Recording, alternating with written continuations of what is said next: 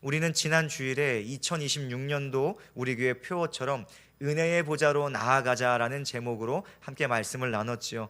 우리가 은혜의 보좌, 다시 말해 은혜의 보좌는 어떤 장소가 아니라고 말씀을 드렸어요. 은혜를 베푸시는 하나님께로 나아가자라는 것이죠. 그 하나님께로 나아가기 위해서는 반드시 예수 그리스도의 복음을 믿고 예수의 피를 힘입는 인생 되어야 하고 예수와 연합하는 인생이 되어야 함을 나눴습니다. 은혜로 보좌로 나아갈 수 있는 길은 오직 예수 그리스도의 십자가 그 놀라운 대속 사역에 의해서 열렸기 때문에 우리는 반드시 예수 그리스도 안에서 거해야 되고 예수 믿음으로 살아가야 하는 것입니다. 우리는 오늘 본문에서도 이와 같은 진리 분명히 발견할 수 있어요.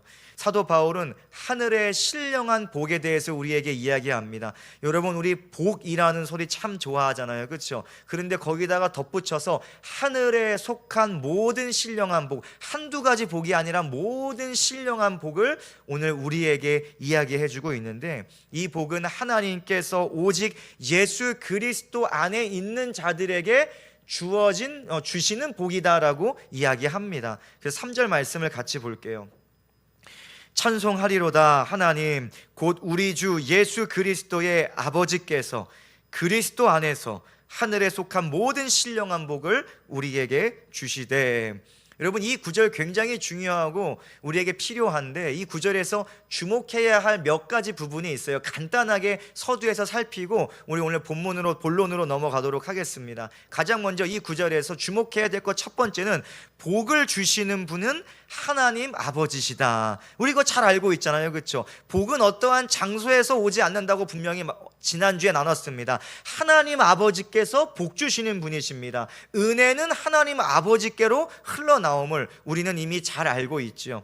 또 다른 한 가지 우리가 주목할 것은 하나님 아버지께서 주시려는 복인데 그 복은 이 땅에 속한 복이 아니라 하늘에 속한 영적인 복이라는 사실을 오늘 3절 말씀은 분명히 이야기하고 있습니다. 그러니 이 부분을 설교할 때 굉장히 당황하는 성도들이 생깁니다. 왜냐?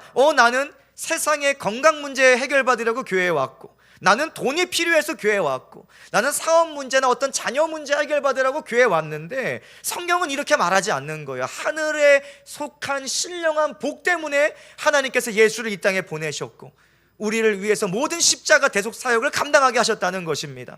근데 물론 하나님은 이 땅에서 필요를 채우시는 분임에 틀림이 없습니다. 이 예수 그리스도께서도 공생의 사역을 하시면서 이 땅의 필요를 채워주셨어요. 줄인 자 먹이셨습니다. 그리고요, 아픔 있는 자 고쳐주셨습니다. 더구나 우리가 아는 것은 놀랍게도 죽은 자까지도 살려주신 분이 우리 주 예수 그리스도시죠. 그러나 이 땅의 것이 궁극적인 목적은 아니었다는 거예요. 분명히 이 땅을 위해서도 주님께서 우리에게 역사하셨습니다. 필요 채워주셨어요. 그러나 그것이 궁극적인 목적은 아니었다는 것을 우리는 분명히 알아야 돼요. 왜 고치시고 왜 채우십니까? 왜 오늘날 우리 인생 가운데 찾아오셔서 우리의 필요를 채우십니까? 바로 믿게 하기 위해서예요. 이게 궁극적인 목적입니다. 믿게 하기 위해서. 그래서 믿음으로 말미암아 영적인 모든 복들을 누리게 하기 위해서 우리 주님께서는 이 땅의 필요를 채워주시는 것입니다. 그러니 3절에서 우리가 주목해야 할 것은 하나님께서 주시는 복이 이 땅이 아니라 하늘에 속한 영적인 복이라는 사실이라는 것이죠.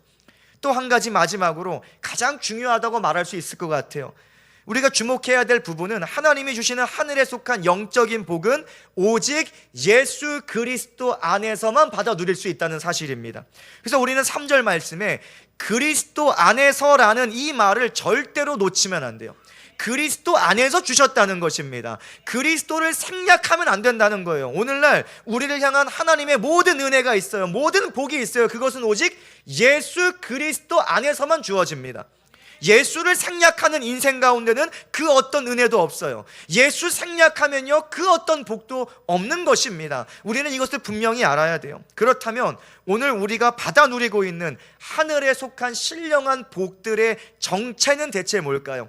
오늘 말씀을 통해 그 복에 대해 알고 그로 인해 감사할 수 있는 저와 여러분 되실 수 있기를 예수님의 이름으로 축복합니다. 우리 첫 번째로 이 성도에게 주어진 하늘의 신령한 복은 무엇이냐? 하나님의 자녀가 된 복이라는 것이죠. 사실 우리가 바라는 복들은 대부분 이 땅에 속한 복이에요. 그렇죠? 여러분 솔직하게 한번 말씀해 보세요. 여러분이 기도하고 있는 그 기도 제목들, 여러분이 소원하고 있는 그 복들 어디에 속했어요? 당연하죠. 이 땅에 속했죠. 저도 많이 기도합니다.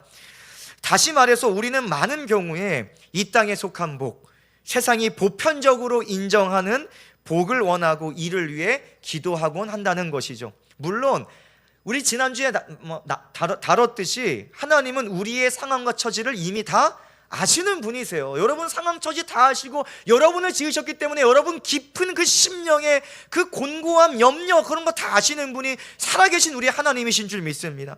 그래서 지난주 이 말씀 기억하세요. 하나님께 피하는 자들을 위하여 쌓아두신 은혜, 그 은혜가 있고 하나님 분명히 이 땅의 필요 그 은혜들로 채워주시는 분이십니다. 저는 기도하기를 우리 모든 성도님들에게 시마다 때마다 하나님으로 말미암아 모든 필요가 공급되기를 기도하고, 또한 때를 따라 도우시는 그 놀라운 은혜가 우리의 가정뿐만이 아니라 우리 모든 영역에 부어지기를, 그래서 피부로 경험되기를 예수님의 이름으로 축복합니다.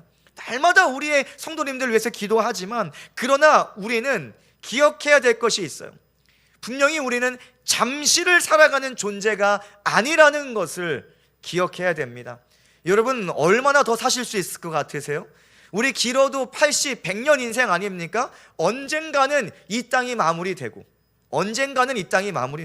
우리는 결국 영원 속에 살아가야 되는데, 사실 영원의 때에는 지금 우리가 기도하고 있는 이 땅에 속한 것들은 이미 사라져서 기억되지 못할 기도의 제목들입니다. 그때는 그래요. 그러니 우리에게는 지금 이 잠시를 넘어서 영원에 이르도록 기억될 복을 구하는 믿음과 지혜가 있어야 한다는 것이죠. 이를 위해 우리는 의식적으로 또는 습관적으로 계속해서 우리 시선을 훈련해야 돼요. 이 땅에 속한 복을 바라보는 시선이 아니라 고개를 들어 어디를 바라봐요? 하늘에 속한 복을 바라보고 구하는 그런 거룩한 영적인 안목을 훈련할 수 있기를 축복합니다. 왜 그렇습니까? 서두에 읽은 3절의 말씀처럼 하나님이 주시려는 궁극적인 복은 이 땅에 속한 것이 아니라 하늘에 속해 있기 때문에 우리 그것을 바라보는 연습을 하자는 것입니다. 그리고 그 복은 잠시 있다 사라질 복이 아니라 영원히 누리게 될, 영원히 자랑하게 될 복이기 때문에 여러분 살아가시면서 분명히 이 땅의 필요 구하셔야 돼요. 그 구하지 말자는 소리가 아니라 구하실 건 다 구하셔야 돼요. 그러나 그것이 궁극적인 목적이 아니라 우리가 결국에 있어야 할 곳, 하나님 나라의 복을 구할 수 있기를 예수님의 이름으로 축복합니다.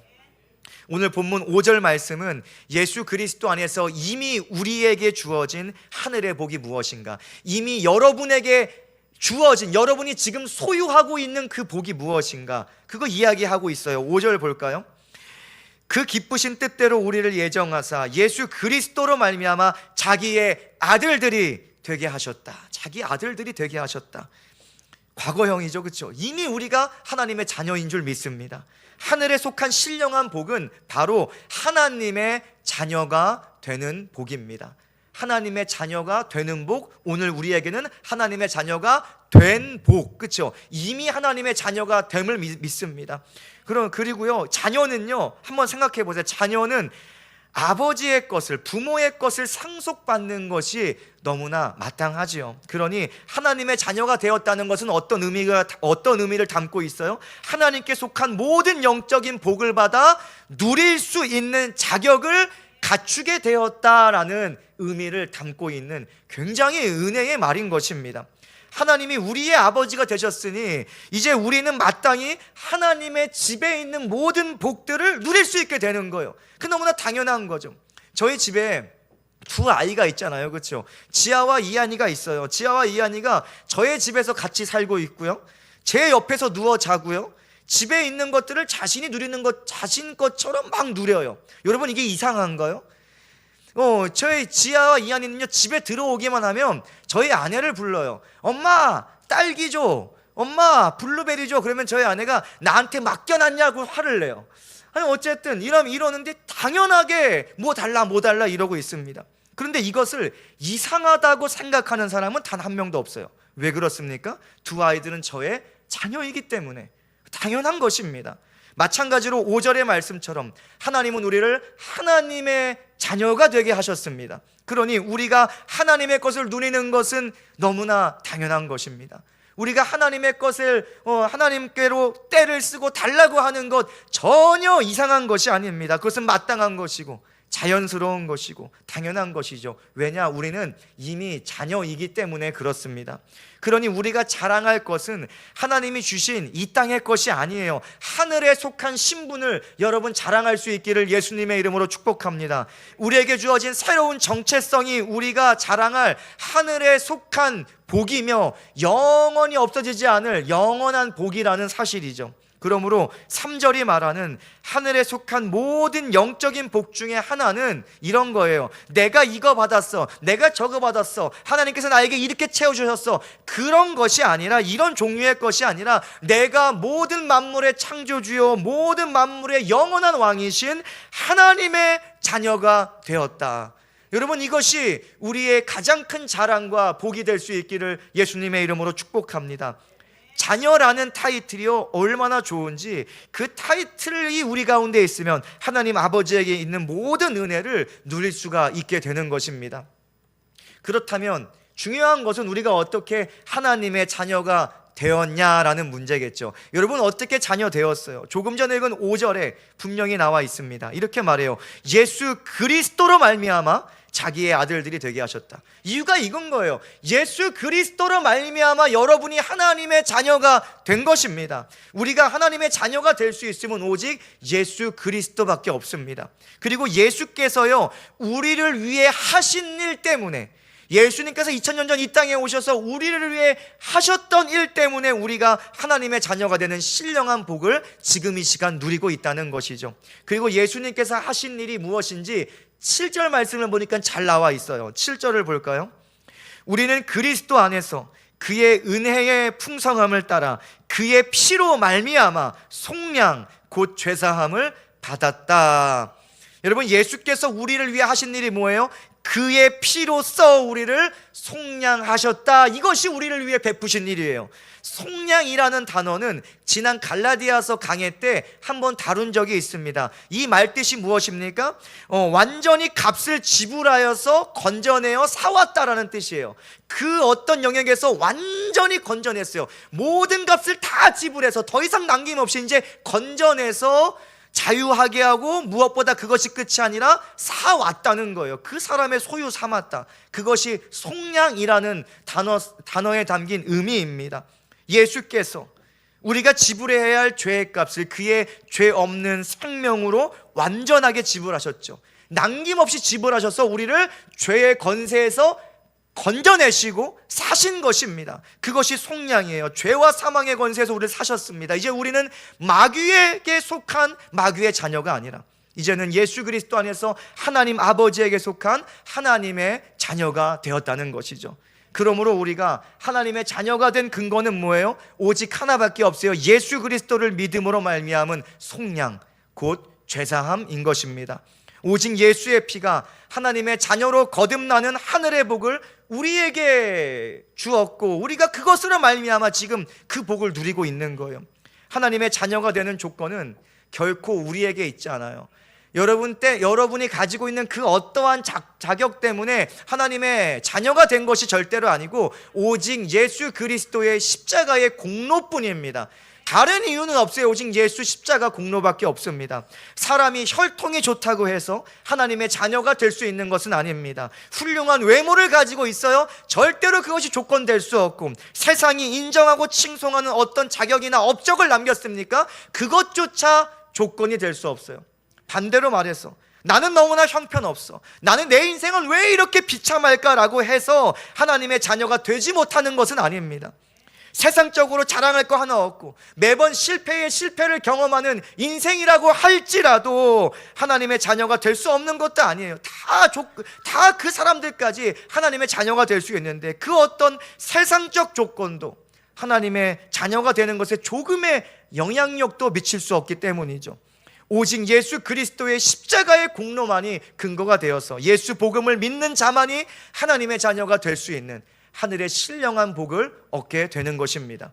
오늘 우리는 어떤 자격으로 이 자리에 나와 있습니까? 가장 먼저는 주님의 몸된 교회의 지체의 성도로서 이 자리에 나와 있어요. 거룩하게 구별된 인생으로서 나와 있고, 동시에 하나님의 자녀로 이 자리에 모여 아버지 되신 하나님의 은혜에 감사하고 또한 하나님을 경배하고 예배하고 있는 것입니다. 사랑하는 성도님, 우리에게 있는 하나님의 자녀가 된 복은 영원히 자랑할 수 있는 하늘에 속한 복이요, 또한 없어지지 않을 영원한 복인 줄 믿습니다.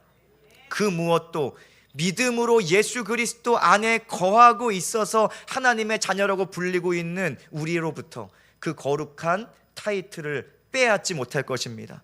여러분이 쥐고 있는, 여러분에게 주어진 그 거룩한 타이틀, 하나님의 자녀라는 타이틀을 지워버릴 수 있는 세상의 것은 그 무엇도 없습니다.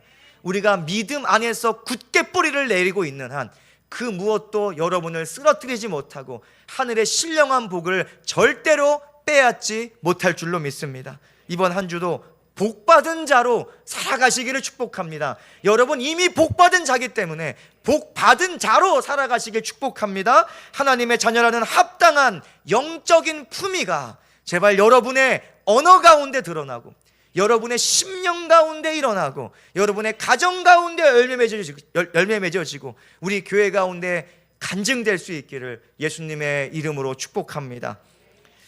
우리 두 번째로 하늘의 신령한 복, 사실 참 많지만 오늘 두 가지만 다루는 것인데, 그 두 번째는 성령으로 인치심을 받은 것이 복이다. 우리가 이것을 인정할 수 있기를 축복합니다. 성령으로 인치심 받은 것, 성령이 내 안에 있는 것이 복이다라는 것을 인정하셔야 돼요.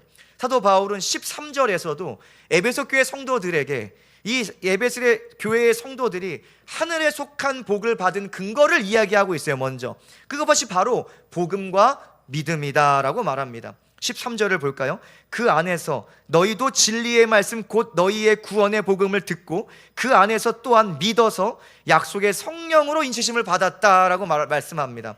여기서 또 나와요. 앞전에서 말했던 거, 예수로 말미암아 우리가 하나님의 자녀가 되었죠. 똑같아요. 진리의 말씀 곧 구원의 복음이라고 말합니다. 이것이 뭐예요? 예수 그리스도의 복음을 말하는 거예요. 그러니 예수 그리스도의 복음을 듣고 믿어서라고 하늘의 복을 받게 된다는 거예요. 근거가 뭐예요? 예수밖에 없다는 것입니다.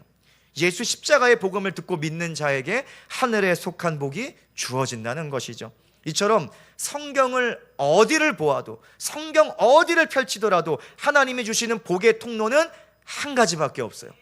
복의 통로는 여러 가지가 아닙니다. 복의 통로는 오직 예수 그리스도밖에 없다는 사실입니다. 예수의 복음밖에 없는 거예요. 그러니 우리가 30년 내내 복음학교를 들어도 부족하지 않는 것은 복의 통로에 대해서 다루는 것이기 때문에 날마다 우리 가운데 예수로 말미암은 복이 쏟아질 수 있기를 예수님의 이름으로 축복합니다. 우리는 그 복음을 믿음으로 하늘의 복을 받아서 지금 누리고 있는 줄 믿습니다. 그리고 그 복의 정체는 뭐예요? 바로 성령으로 인치심을 받은 복이다라고 말하죠. 하나님은 성령이라는 도장을 우리에게 선명하고 확실하게 찍어 주셨습니다.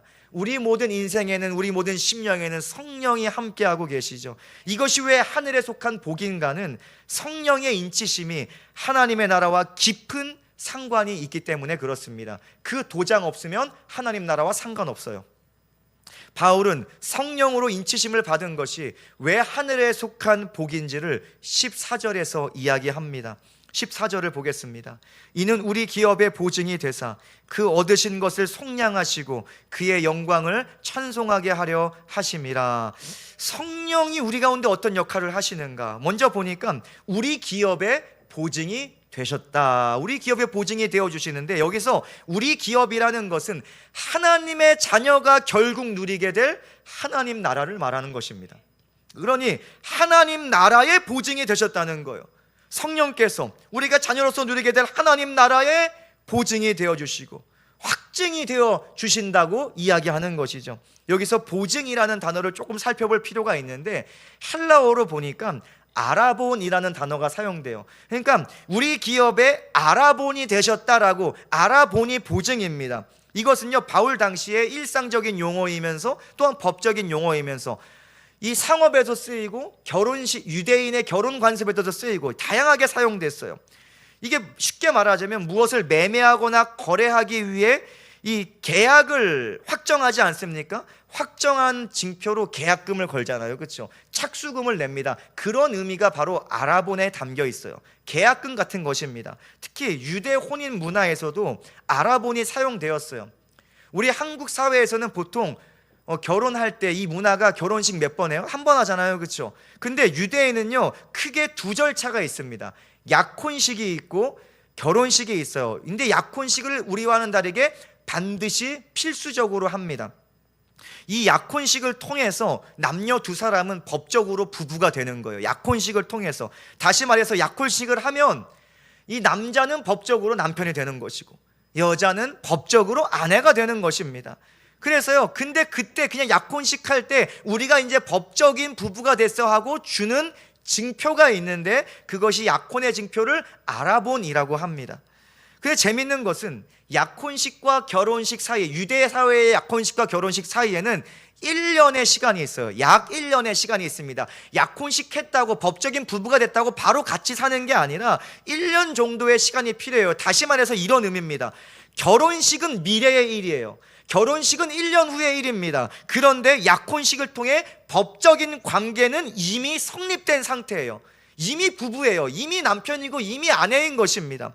그리고 이 1년의 시간 동안 재밌는 것은 법적으로 부부라 인정받았을지라도 동거할 수는 없습니다.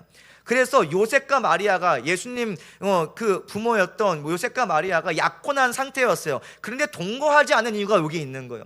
그런데 그 기간에 부부인데 마리아가 갑자기 임신을 해버리니까 법적으로 부부니까 이혼 증서 갖고 오라는 것입니다. 그 문화 속에 다 담겨 있어요. 말씀 속에.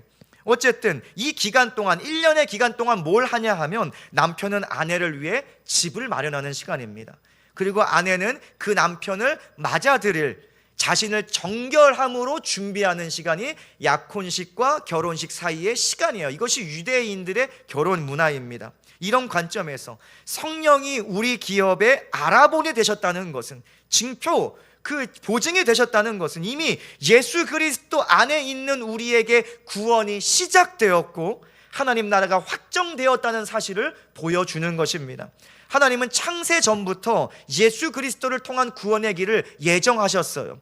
예수를 믿음으로 말미암은 구원을 창세 전부터 미리 정하셨다는 것입니다. 다른 길이 아니라 창세 전부터 오직 예수만을 통과해야 올 수 있는 그 구원의 길을 예정하시고 실행하신 것이죠. 그리고 이런 하나님의 예정 속에서 성령의 역할이란 것이 있는데 바로 이런 하나님의 징표라는 거예요. 성령은 하나님이 우리에게 확증하시는 보증하시는 징표입니다. 이 역할이 이래요. 예수 그리스도를 믿는 자들이 반드시 구원받아서 하나님 나라를 상속받게 될 것이라는 징표가 성령으로 우리에게 인치신 거예요. 뿐만 아니라 이미 하나님 나라가 믿는 자들 속에 시작되었다라는 징표가 성령이 우리 가운데 역사하신다는 증거고, 또한 이미 하나님과의 거룩한 사랑의 관계가 시작되었다는 것을 법적으로 보증해 주는 것이 바로 성령의 인치심이라는 것이죠. 그러므로 성령이 오늘 우리 안에 거하신다는 의미는 굉장한 의미인 것입니다. 그 의미는 단순히 종교적인 어떠한 말씀 속에 있는 그런 것 문자가 아니라 성령이 우리 가운데 거하신다는 의미는 우리가 구원받았다는 의미예요. 이것이 하나님께서 우리에게 구원의 징표로 주신 것이 성령이라는 것이죠. 성령이 우리 안에 거하신다는 것은 현재 하나님 나라가 우리 안에 시작되었다는 증거라는 거예요. 우리가 하나님의 통치 가운데 살아가고 있다는 증거라는 거예요. 하나님의 성령이 우리 가운데 인치셨다는 증거는 미래에 임할 완전한 하나님 나라가 우리 가운데 확정되었다는 증거라는 것입니다. 그러므로 예수 믿는 자마다 성령이 거하시는 거예요. 예수 믿는데 성령이 안 거하신다? 그건 아예 말이 안 되는 것입니다. 예수 안에 있는 자는 반드시 성령의 인치심을 받게 되는 것이고 하나님 나라를 담대하게 소망하고 기대할 수 있는 자로 살아갈 수 있게 되는 것입니다. 왜냐? 성령이 있다는 것 자체가, 성령이 우리 안에 거하신다는 자체가 하나님 나라가 우리의 것이라는 증거가 되기 때문입니다. 그 사람들이 바로 예배하는 오늘 우리들인 거예요. 여러분, 우리는 그냥 종교활동으로 모인 것이 아니라 하나님 나라에 살아가는 자들이 지금 여기에 모여서 하나님 나라, 미래의 하나님 나라 소망하는 자들이 모여서 이미 하나님과 주님과 법적인 부부가 된 자들이 모여서 주님의 신부로, 하나님의 자녀로, 여러 가지 타이틀로 이것에 모여서 하나님을 예배하고 있는 거예요. 그렇기 때문에 우리의 예배는 종교적인 예배가 아니라 우리는 주님의 몸으로서 살아있는 예배를 하나님께 드리고 있는 것입니다. 기억할 것은 우리 기업의 보증이신 성령께서 마지막 때까지 우리를 하나님의 자녀로, 또한 하나님의 신부로, 또한 하나님의 소유로 꽉 붙들고 인도하신다는 것이죠. 성령은 우리를 고와 같이 홀로 두지 않으시고 늘 우리와 함께 하십니다. 그리고 모든 순간 진리로 우리를 인도하시고 영적 전쟁에서 승리할 수 있는 능력이 되어주시는 거예요. 그 성경은 말하기를 성령의 검이라고 말씀하고 있잖아요. 우리의 싸울 무기가 되어주시는 분, 승리가 되어주시는 분이 성령이신 줄 믿습니다. 사실 이 사실이 이 14절에 그대로 쓰여 있어요. 성령이 우리 기업의 보증이 되셔서 그 얻으신 것을 속량하신다. 여러분, 그 얻으신 것을 성령이 속량하신다는데 이 말이 무슨 말인가 하면, 여기서 얻으신 것은 지금 예배하는 우리들을 말하는 거예요. 쉽게 말하는 이런 겁니다. 예수님의 피값으로 하나님께서 얻으신 것이 뭐예요? 예수 생명값으로 하나님이 얻으신 것이 무엇입니까? 예수로 말미암아 하나님의 자녀된 우리를 얻으신 것이고, 또한 예수 피값으로 사신 거룩한 교회를 하나님께서 얻으신 거예요. 그래서 그 얻으신 것을 속량하신다. 성령은 예수 몸의 각 지체된 우리를 붙드시고 인도하셔서 우리에게 영원하고 완전한 속량을 얻게 하실 것입니다. 그 마지막 주님께서 오시는 때에 죄와 사망의 권세는 우리를 감히 넘보지 못하고 오히려 심판받게 될 것이고, 성령은 우리를 그날까지 이끄셔서 예수 그리스도와 함께 서게 하실 줄 믿습니다. 그래서 성령을 따라 행하라라고 성경은 말하는 거예요. 성령을 따라 행하는 우리는 성령의 붙드심으로 구원의 완성을 보게 될 것이고 하나님 나라를 반드시 상속받게 될 줄로 믿습니다. 사랑하는 성도님, 예수 그리스도를 믿는 여러분은 이미 하나님과의 거룩한 관계 속에 살고 있는 자들입니다. 여러분은 이미 복받은 자들이죠. 그러니 성령으로 인치심을 받은 자, 하나님의 거룩한 도장이 찍힌 자답게 살아가실 수 있기를 예수님의 이름으로 축복합니다. 이번 한 주도 우리 모두와 함께 하시며 붙들고 계시는 성령을 의지하는 저와 여러분 되시기를 축복합니다. 말씀과 기도의 자리에 회복하셔서 성령 충만으로 구별된 하나님의 자녀, 또한 하나님 나라의 시민권자로 넉넉하게 살아갈 수 있기를 예수님의 이름으로 축복합니다. 오늘 말씀을 정리합니다. 우리는 오늘 하나님이 주시는 하늘에 속한 복은 오직 예수 그리스도로 말미암아 우리에게 주어진 복이라는 것을 살펴보았죠. 그리고 우리가 살펴본 하늘에 속한 두 가지 복, 사실 더 많아요. 그런데 오늘 두 가지만 살펴본 거죠.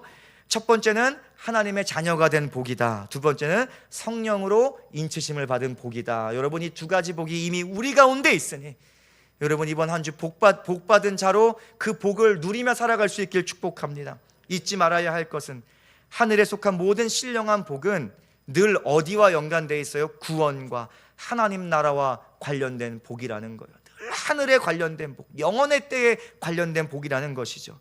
그리고 하나님이 주시는 모든 신령한 복들의 목표는 단지 우리가 하나님 나라에서 행복하는 데 그치지 않습니다. 여러분, 우리가 자꾸만 하나님 나라를 생각할 때 그냥 마냥 행복하고 아무것도 안 하고 낮잠 자고 막 자꾸 그런 것만 생각하는데 14절을 다시 보니까 그의 영광을 찬송하게 하심이라. 즉 이 말이 뭐예요? 하나님은 영원히 찬양 받으시기 위해서 우리를 구원하시는 거예요. 하나님의 이름을 위하여, 하나님의 영광을 위하여 우리를 자녀 삼으시는 거예요. 그래서 우리를 예수 안에서 하나님 나라에 살게 하시는 것입니다. 그냥 우리가 영원히 행복해, 이거는 우리 생각이고, 하나님 왜 구원을 주셨는가? 하나님을 위해서예요. 하나님이 지으신 우리가 하나님의 영광, 지음받은 창조의 목적대로 영원히 살게 하기 위해서, 하나님의 영광을 위해서. 여러분, 그래서 이 하나님 나라에서 우리가 해야 하는 일은 결국 정해져 있어요. 하나님을 영원히 찬양하는 일, 하나님 안에서 행복한 일, 하나님 안에서 기뻐하는 일. 우리는 지금 육신을 입고 있기 때문에 자꾸 그 일이 지루하게 느껴질 때도 많을 거예요. 지금 1시간 예배하는 것도 힘든데 영원토록 예배한다고? 힘들 수도 있을 거예요. 그러나 그 나라 갈 때, 그때는 우리가 영광스러운 몸을 입을 때에는 우리가 생각하는 그 상상의 이 사건, 감히 비교할 수 없는 하나님 안에서의 기쁨을 누리게 될 줄 믿습니다. 이번 한 주 영원히 하게 될 일을 이 땅에서 미리 해보시기를 예수님의 이름으로 축복합니다. 하나님 찬양하는 삶을 살아가시고 하나님을 기뻐하는 삶을 살아갈 수 있길 축복합니다. 하나님의 자녀로서 삶으로 하나님 아버지를 기쁘시게 함으로 인한 행복이 우리 가운데 있기를 축복합니다. 또한 성령을 따라 행하면서 우리의 삶으로 하나님을 예배함으로 말미암아 창조된 목적, 그 존재적 만족과 기쁨을 우리가 이번 한 주 누려볼 수 있기를 예수님의 이름으로 축복합니다.